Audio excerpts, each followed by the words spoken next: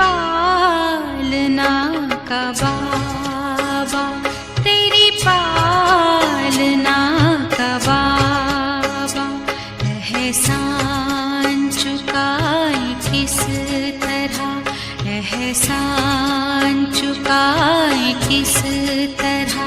तूने प्यार से जो पाला, तूने प्यार से जो पाला, शब्दों में गाए किस तरह। ओम शांति। प्यारे रूहानी भाई बहनों, आज के इस टॉपिक में हम बाबा की अगली नेक्स्ट वाणी पे चर्चा करेंगे, जिसमें बाबा की अगली वाणी है 1/3/1971 की वाणी है, जिसमें मेन हेडलाइन में बाबा ने बताया है सिद्धि स्वरूप बनने की सहज विधि। बाबा ने यहाँ पे हम बच्चों को ये बताया है कि हम बच्चे मास्टर त्रिकालदर्शी और सिद्धि स्वरूप कैसे बने, उसके बारे में बाबा ने इस मुरली में विस्तार से बताया है। तो आइए चलिए हम स्टार्ट करते हैं। सभी मास्टर त्रिकालदर्शी बने हो। त्रिकालदर्शी बनने से कोई भी कार्य असफल नहीं होता। कोई भी कार्य करने से पहले अपने मास्टर त्रिकालदर्शी की स्थिति में स्थित होकर कार्य में आदि मध्य अंत को जानकर कर्तव्य करने से सदैव सफलता मिलेगी, अर्थात सफलता मूर्त बन जाएंगे, वह सफल संपूर्ण मूर्त भी बन जाएंगे। अभी जो गायन है कि योगियों की सिद्धि रिद्धि सिद्धि प्राप्त होती हैं, वह कौन सी सिद्धि है? संकल्प की सिद्धि है और कर्तव्य की विधि है। ये दोनों ही होने से जन्म सिद्ध अधिकार सहज ही पा लेते हैं। संकल्प की सिद्धि कैसे आएगी मालूम है? संकल्पों की सिद्धि न होने के कारण क्या है? क्योंकि अभी संकल्प व्यर्थ बहुत चलते हैं और व्यर्थ संकल्प मिक्स होने से समर्थ नहीं बन सकते, और जो संकल्प रचते हो उसकी सिद्धि नहीं होती है। व्यर्थ संकल्प की सिद्धि तो नहीं हो सकती, व्यर्थ संकल्पों की सिद्धि तो हो ही नहीं सकती ना। तो संकल्पों की सिद्धि प्राप्त करने के लिए मुख्य पुरुषार्थ यह है। बाबा ने हम बच्चों को संकल्पों की सिद्धि प्राप्त करने के लिए यहाँ पे मुख्य पुरुषार्थ के बारे में बताए हैं। तो हम आगे देखते हैं बाबा ने क्या बोला है। व्यर्थ संकल्प न रच, समर्थ संकल्पों की रचना करो। समझा? बाबा यहाँ पे बोलना चाह रहे हैं, कहना चाह रहे बच्चों को कि आप व्यर्थ संकल्प की रचना न कर, समर्थ संकल्प की रचना करो। युक्ति युक्त और यथार्थ संकल्प ही समर्थ संकल्प होते हैं। जो बाबा के श्रीमत प्रमाण होते हैं वही समर्थ संकल्प होते हैं। तो बाबा ने यहाँ पे बताया है कि व्यर्थ संकल्प न रचकर समर्थ संकल्प की रचना करो। समझा? ये रचना ज्यादा रचते हो। कौन सी? बाबा बोल रहे हैं रचना ज्यादा रचते हो। कौन सी रचना? व्यर्थ संकल्प की। इसीलिए पूरी पालना कर उन्हों को काम में लगाना यह कर नहीं सकते। बाबा बोल रहे हैं कि फिर इसीलिए हम उसकी पालना नहीं कर पाते और काम में नहीं लगा सकते, क्योंकि हम व्यर्थ ज़्यादा सोचते हैं। जैसे लौकिक रचना भी अगर अधिक रची जाती है तो उनको लायक नहीं बना सकती। लौकिक रचना का मतलब बाबा यहाँ पे बताना चाह रहे हैं, लौकिक रचना स्थूल में हम कितनी संतान या अपने द्वारा हम औरों को रचते हैं, मतलब रचना तो वही है जो अपनी संतान होती है, वही रचना होती है। तो बाबा भी बोल रहे हैं कि लौकिक रीति में हम जो अधिक रचना रच लेते हैं तो उसको भी लायक नहीं बना सकते। तो बाबा भी यहाँ पे बोल रहे हैं कि इस रीति से संकल्पों की जो स्थापना करते हो ना, वह बहुत अधिक करते हो। संकल्प की रचना जितनी कम उतनी पावरफुल, जितनी अधिक रचना ज़्यादा उतनी ही शक्तिहीन रचना होती है। तो संकल्पों की सिद्धि प्राप्त करने के लिए मुख्य पुरुषार्थ करना पड़े। व्यर्थ रचना बंद करो, नहीं तो आजकल व्यर्थ रचना कर उसकी पालना में समय बहुत वेस्ट करते हैं, तो संकल्पों की सिद्धि और कर्मों की सफलता कम होती है। कर्मों में सफलता की युक्ति है मास्टर त्रिकालदर्शी बनना। कर्म करने से पहले आदि मध्य और अंत को जान कर्म करो, न कि कर्म करने के बाद अंत में परिणाम को देख फिर सोचो। इसीलिए संपूर्ण बनने के लिए इन दो बातों का ध्यान रखना है। बाबा ने आगे बताया है कि आपको संपूर्ण बनना है तो विशेष इन दो बातों का ध्यान रखना है। तो वो क्या है? दो बातें बाबा ने आगे बताया कि प्रवृत्ति वाला ग्रुप है। प्रवृत्ति वाला मतलब घर गृहस्थी वाले ग्रुप की बाबा बात कर रहे हैं कि प्रवृत्ति वाला ग्रुप है। ये प्रवृत्ति में रहते दोनों बातों का ध्यान देने से सर्विसेबल बन सकेंगे। सिर्फ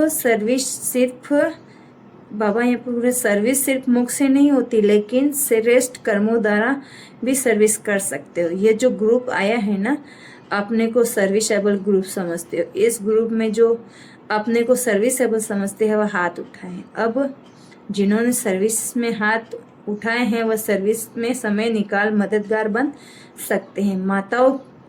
माताओं की मदद से बहुत नाम वाला हो सकता है।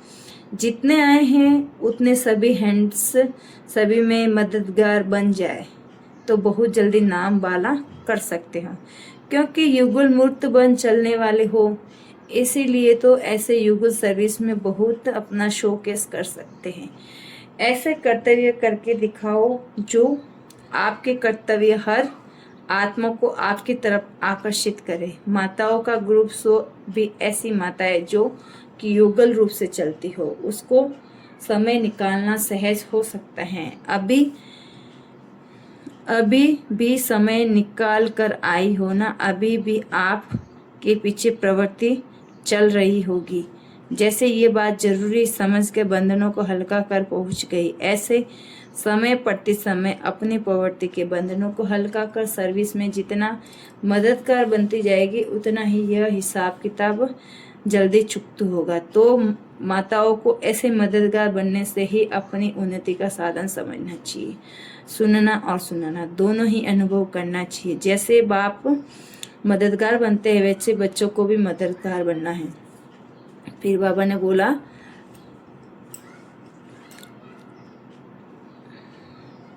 यही मदद लेना है। ऐसे इस ग्रुप में शक्ति भरकर जाना जो अपने बंधनों को हल्का कर सर्विस में मददगार बन सको।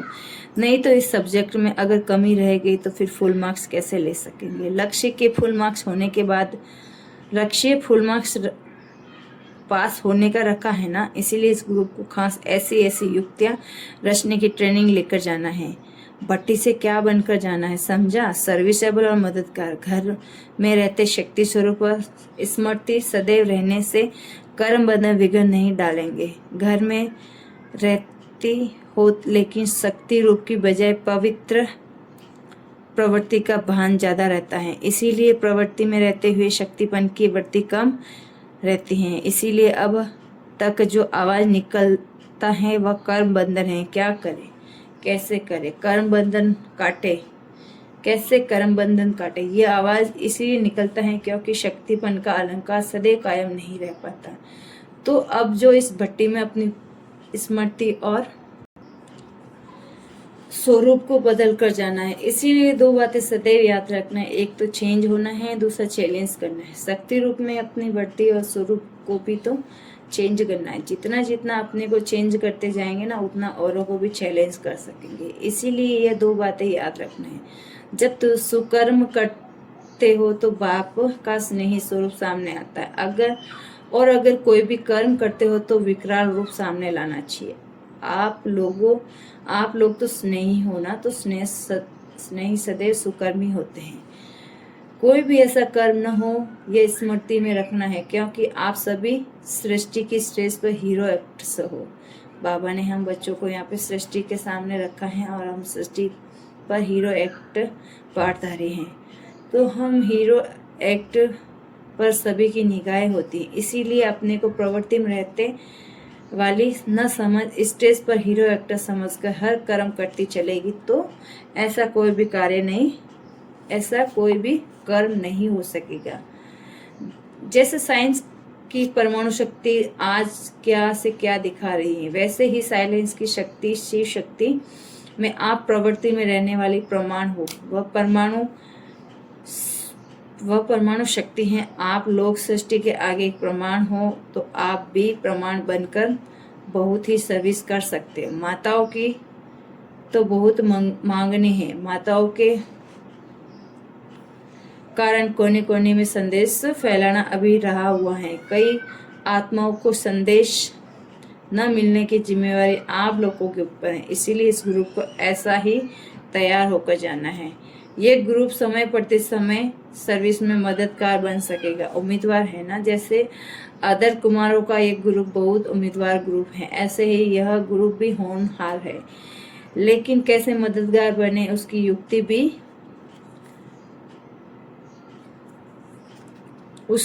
भी है, लेकिन शक्ति नहीं है। इसीलिए अपने को स्वरूप परिवर्तन अपनी टीचर से सर्टिफिकेट ले जाना है।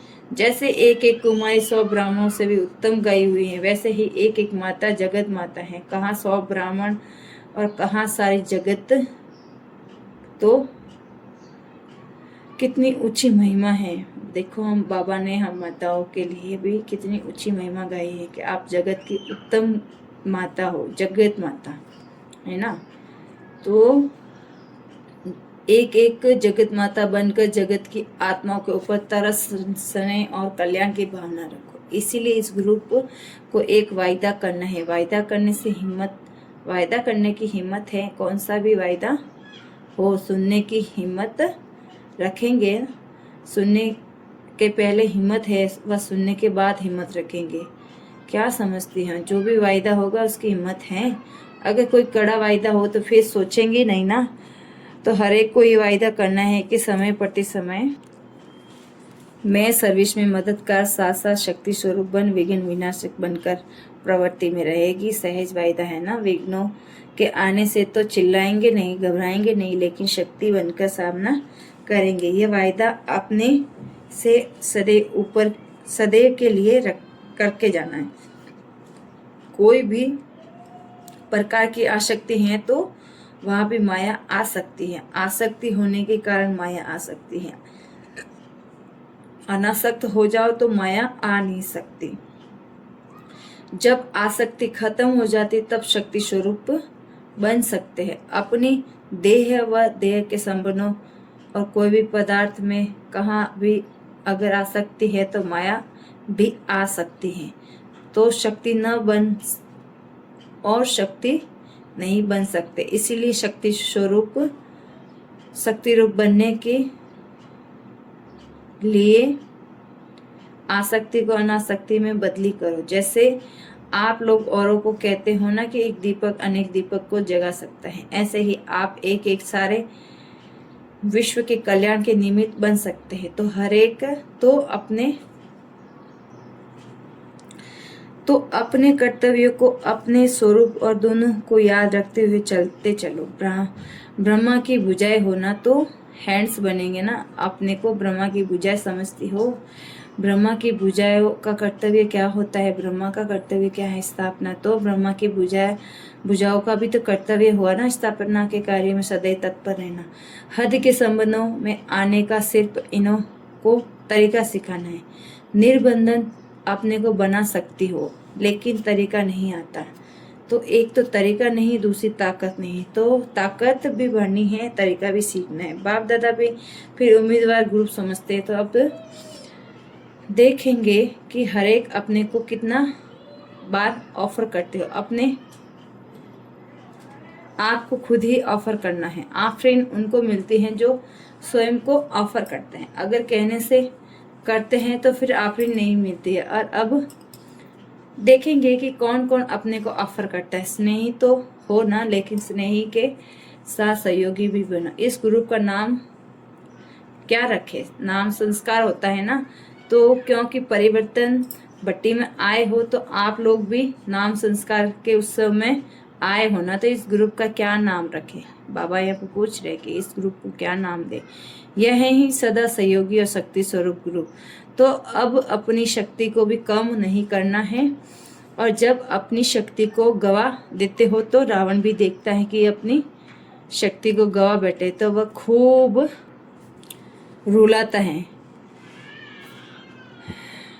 शक्ति गवाता है। अर्थात रावण को भी बुलाता है। इसीलिए कभी भी अपनी शक्ति को कम ना होने देना। जमा करना सीखो। भविष्य 21 जन्मों के लिए शक्ति को जमा करना है। अभी से जमा करेंगे तो जमा होगा। इसीलिए सदैव यही सोचो कि जमा कितना किए हैं। अच्छा, बाबा ने अपनी वाणी को यहीं विराम दिया।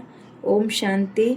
आगे हम अपनी नेक्स्ट वाणी में नेक्स्ट देश चर्चा करेंगे। वाणी अच्छी लगी, कैसी लगी, अगर कुछ सुधार की ज़रूरत हो तो आप सबका सहयोग रहेगा कि आप एक बार कमेंट करके ज़रूर बताएं कि इसमें कुछ सुधार करना है। अच्छी लगी तो भी कमेंट जरूर करें। ओम शांति।